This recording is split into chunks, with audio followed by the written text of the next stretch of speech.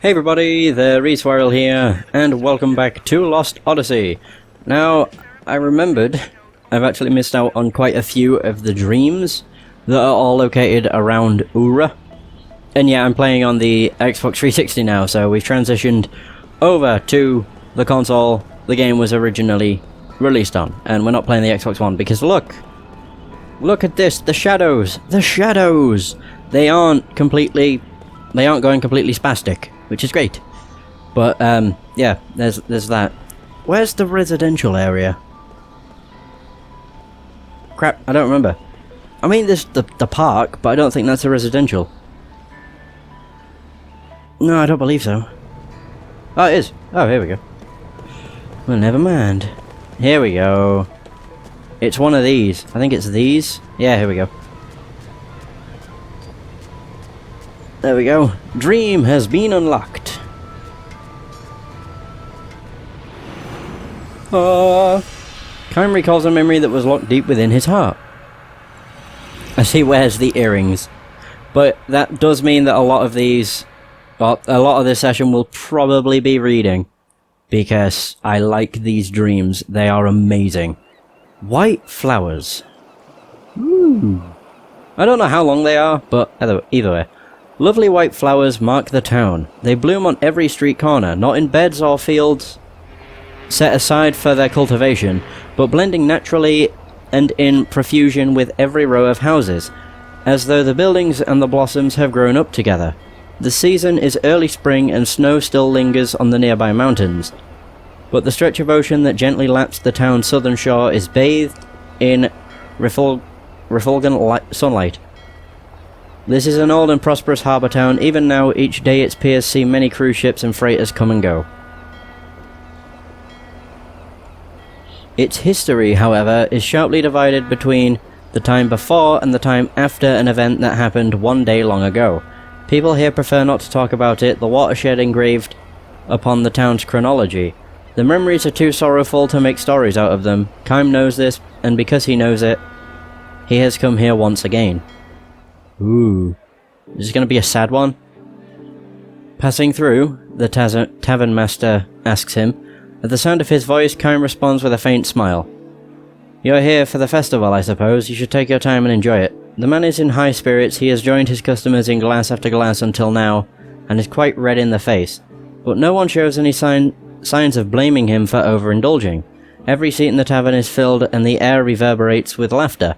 Happy voices can be heard now and then, as well from the road outside. The entire town is celebrating. Once each year the festival has people making merry all night long, until the sun comes up.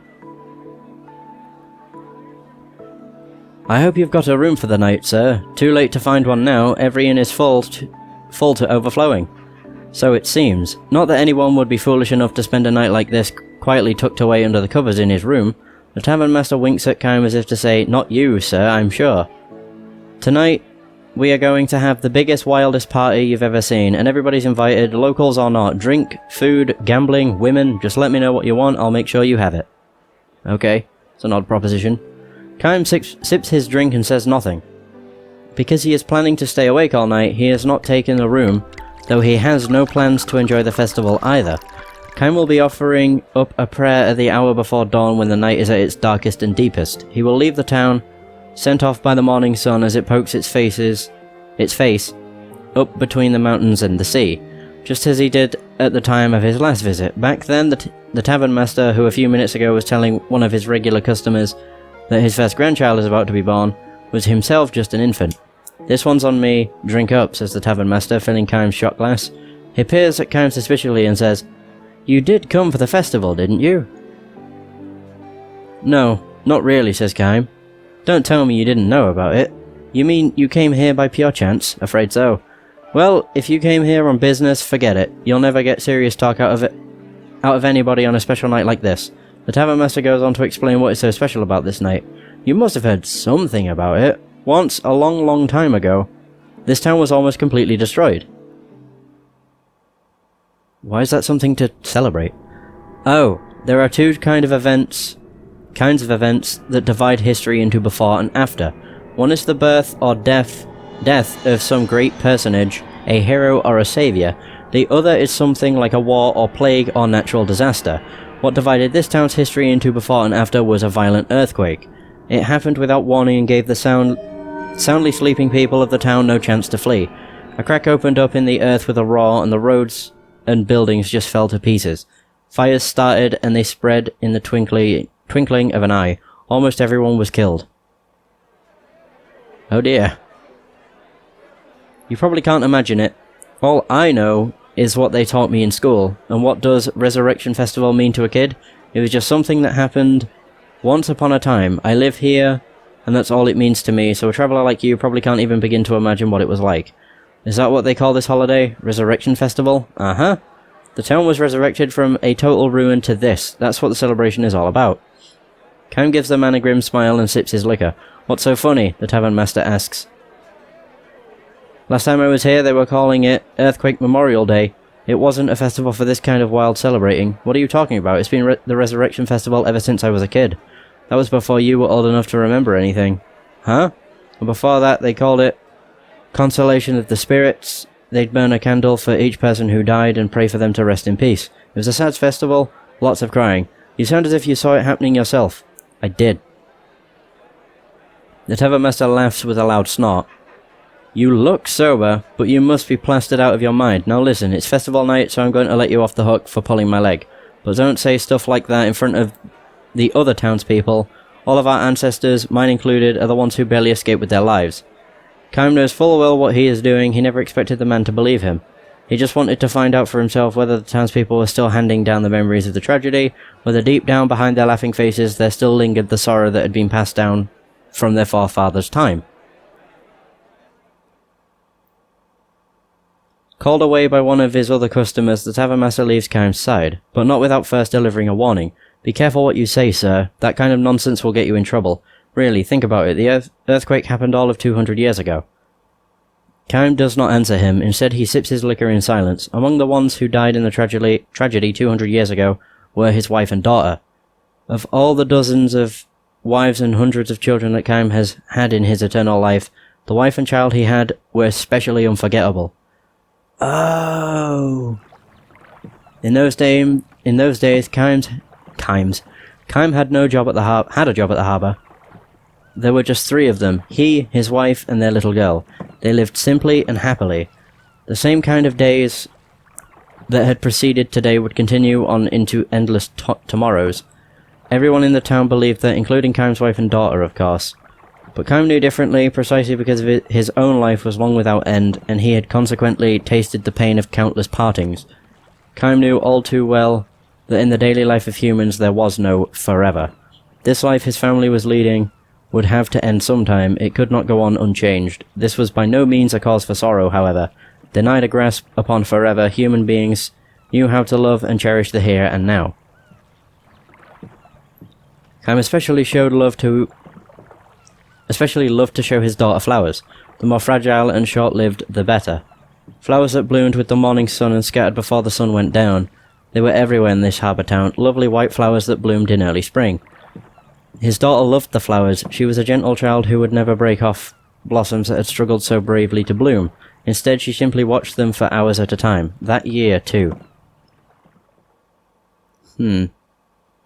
Look how big the buds are. They'll be blooming any time now, she said happily when she found the white flowers on the road near the house. Tomorrow? Maybe. Kaim wondered aloud. Absolutely, his wife chimed in merrily. Get up early tomorrow morning and have a look. Poor little flowers, though, said the daughter. It's nice when they bloom, but then they wither right away. All the better, said Kaim's wife. It's good luck if you get to see them blooming. That makes it more fun. It may be fun for us, answered the girl, but think about the poor flowers. They work so hard to open up, and they wither that same day. It's sad. Well, yes, I guess so. A momentary air of sadness flowed into the room, but Kaim quickly dispelled it with a laugh. Happiness is not the same thing as longevity, he proclaimed. What does that mean, Papa? It may not bloom for long, but the flower's happy if it can open up the prettiest blossom and give off the sweetest perfume it knows how to make while it is blooming. The girl seemed to be having trouble grasping this and simply nodded with a little sigh.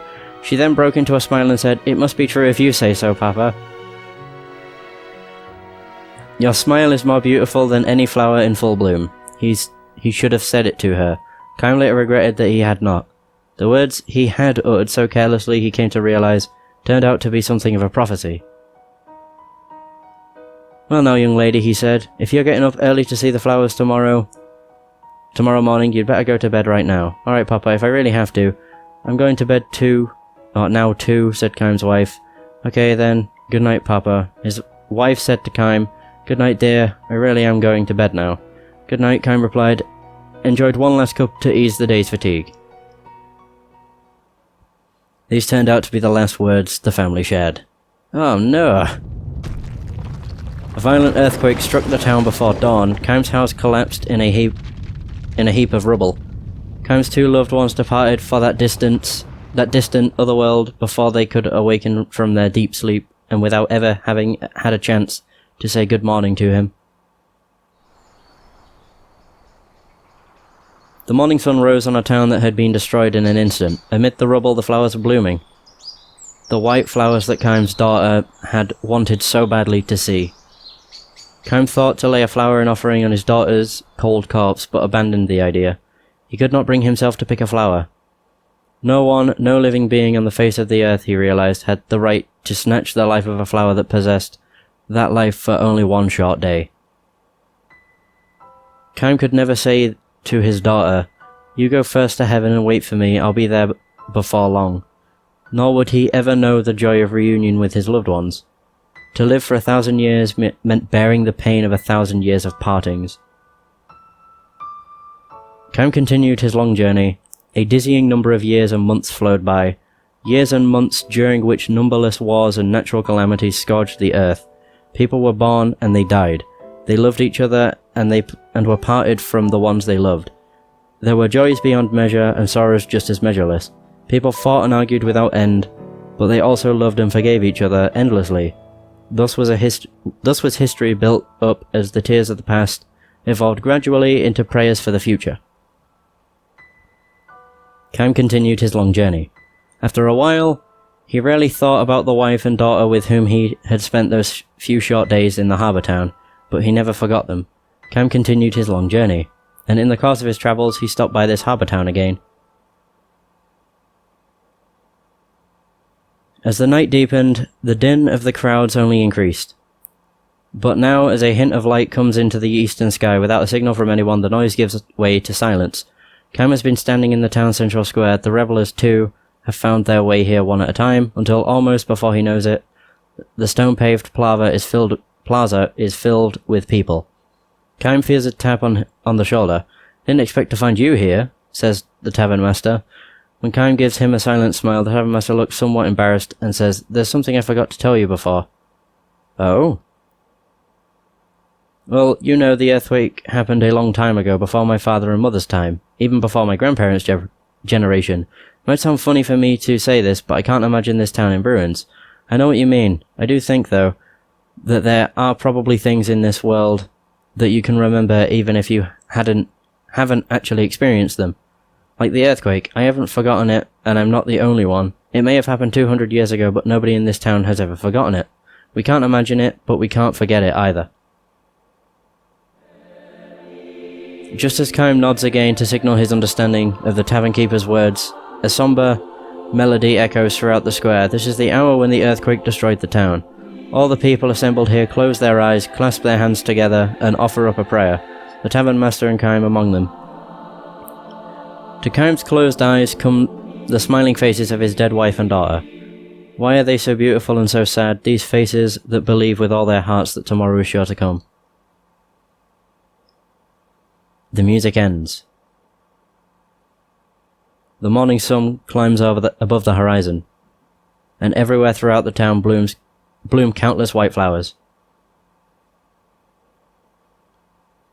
In 200 years, the white flowers have changed. The scientists have hypothesized that the earthquake may have changed the nature of the soil itself, but no one knows the cause for sure. The lives of the flowers have lengthened. Where before they would bloom and wither in the space of a single day, now they hold their bloom for 3 or 4 days at a time.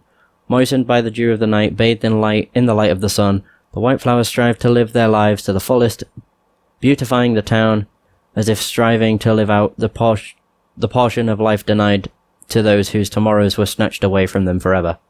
End. What the fuck? Oh my god, they are really good. Them stories are really good. Oh my god.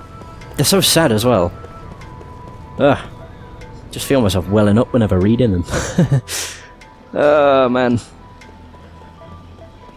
But yeah, I would say out of everything in this game, the best part about this game is it's got to be the 1,000 Years of Dreams.